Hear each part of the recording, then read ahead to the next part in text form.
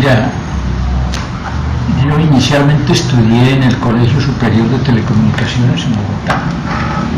Desde que estaba en la normal, inicialmente como profesor y normalista superior, quería ser periodista de radio. En esa época las posibilidades de estudiar por aquí cerca totalmente nulas, incluso el mismo bachillerato era difícil. Entonces hubo que viajar a Bogotá, porque era la plaza. Tuve muchas dificultades desde luego para llegar allá. Terminé la secundaria, estuve de profesor, pero siempre quería ser periodista.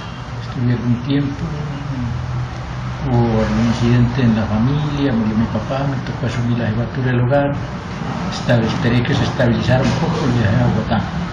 Estudié en el Colegio Superior de Telecomunicaciones y regresé a Popayán. Me vinculé inicialmente con el periódico de Bogotá, hice algunas prácticas en Bogotá de la periodista Consuelo Montero. Era un periódico eminentemente local en Bogotá, pero que tenía en esa época bastantes oyentes por la cobertura popular. Es más o menos un periódico similar por el que hace hoy el Extra, parecido, no con esa particularidad, pero sí le dedicaba mucho a los barrios populares. Ingresé a la emisora Ondas del Puracé, aquí en la ciudad de Popayán. En esa época era el noticiero de mucha audiencia, que lo dirigía un periodista que llamado Jaime López Arreguía. Tenía la facultad de todos los días decir las chivas. Era un periodista realmente que yo aprendí mucho, fascinante por la dedicación, por la facilidad que tenía para que le entregaran las chivas. En esa época pues no había la tecnología que tiene hoy, las redes sociales, que ocurrió tal cosa en el Parque Caldas, que usted ya la sabe. En esa época había que caminar porque los teléfonos eran muy pocos en la ciudad. Y una llamada a un pueblo cuando ocurría un problema de orden público, en un pueblo le contestaban a los 8 días. Sí, estaba bien. Llamaban a la sierra, a la Maguera, a Contadora.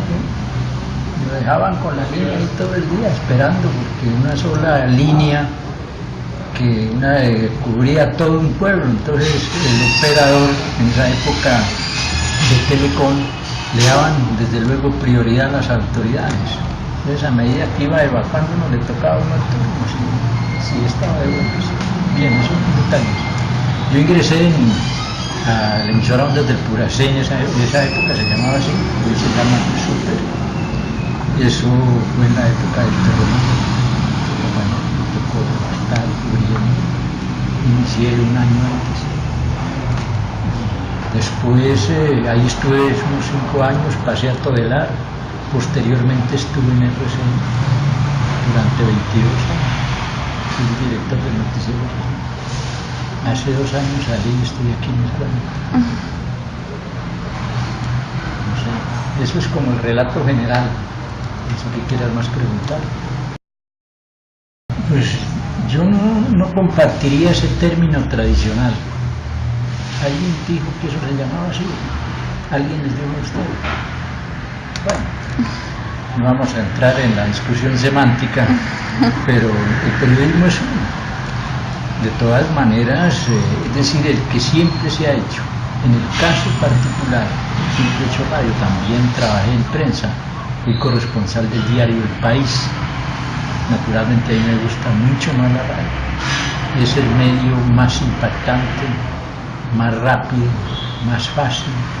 El usuario no necesita saber leer, uno escribe con tal particularidad que el académico, el letrado, el analfabeta puede entender la noticia.